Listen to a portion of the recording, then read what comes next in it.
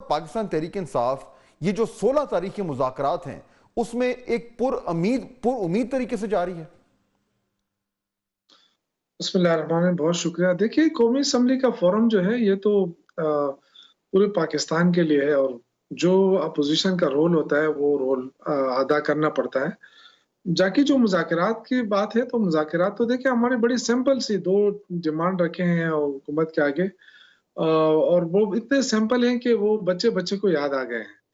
اور یہ تیسری ملاقات ہوگی جو کافی ڈیلے ہو گئی ہے۔ میرا تو یہ خیال تھا کہ یہ ہر 2 دن 3 دن بعد ملاقات ہوگی اور چیزوں کو بڑی تیزی کے ساتھ آگے لے کر جائیں گے، لیکن مجھے لگتا ہے کہ گورنمنٹ یا تو بیک فٹ پہ جا رہی ہے، یا خوفزدہ ہے، یا حکومت کے پاس اختیار نہیں ہے۔ یہ 2-3 چیزیں ہیں، اور وہ کیوں لگ رہا ہے؟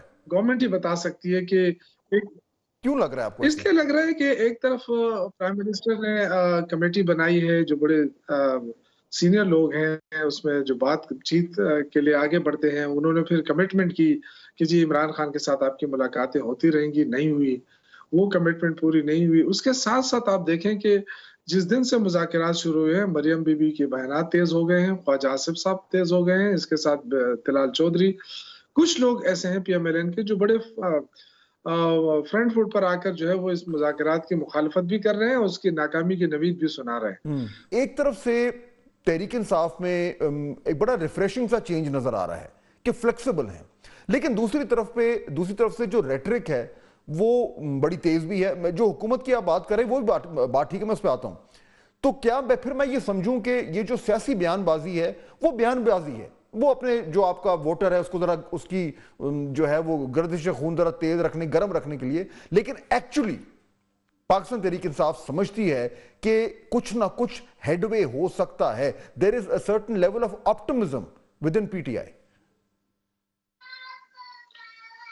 دیکھیں، سیاسی جماعتیں ہمیشہ اپنے جو سٹانس ہوتا ہے اس سے تو پیچھے نہیں ہٹتی ہے، اور اسی کے ذریعے جو ہے اپنے ورکروں کو بھی ساتھ لے کر چلتی ہے۔ دیکھیے، ہم نے بہت کچھ اس وقت پس پش ڈال دیا ہے۔ اگر آپ دیکھیں ہمارے ساتھ جو ظلم زیادتی ہوئی، ورکروں کے ساتھ ہوئی، وہ ساری چیزیں ہم ایک طرف رکھ دی ہم نے۔ ملک کے لیے ہم نے صرف 2 نکات رکھے ہیں۔ ایک تو جو اس وقت قانون و انصاف کی بالادستی نظر نہیں آ رہی کہ لوگوں کی وہ منظور ہو جاتی ہے بیلیں اور اس کے بعد پھر دوسرا کیس۔ تو ہم چاہتے ہیں کہ ایسا نہ ہو۔ ہم کبھی یہ نہیں چاہیں گے کہ ہمیں کوئی ایگزیکٹو آرڈر کے ذریعے سب کو رہا کر دے، ایسا کبھی نہیں چاہیں گے۔ رہائی ہمیں عدالتوں کے ذریعے ہی چاہیے۔ آن دا گراؤنڈ سبسٹینٹیو ٹاکس اور پھر بیک چینل کی بات جو علی امین گنڈا پور صاحب کے ذریعے کہا جا رہا ہے، تو جنرلی پاکستان تحریک انصاف میں یہ احساس ہے کہ ہمیں کچھ نہ کچھ ٹھوس چیز شاید مل جائے۔ دیکھیں، کوشش ہوتی ہے ملک کے لیے۔ میں نے کہا نا کہ ملک کے لیے، ملک تو سب سے پہلے ہے نا، باقی تو قربانیاں یہ ساری ہماری ہیں، لیکن ہم ان قربانیوں کی کوئی صلہ نہیں مانگ رہے۔ ملک اس وقت مشکل میں ہے، تو اس مشکل حالات کو دیکھتے ہوئے دیکھیں اگر ہم سیریس نہ ہوتے تو جو کچھ ہمارے ساتھ ہوا، پورے 10 دن ہمیں انتظار کرایا گیا، خان صاحب سے ملاقات نہیں کرائی گئی، اس کے باوجود خان صاحب نے کہا کہ خیر ہے کوئی بات نہیں، آپ مذاکرات جاری رکھیں۔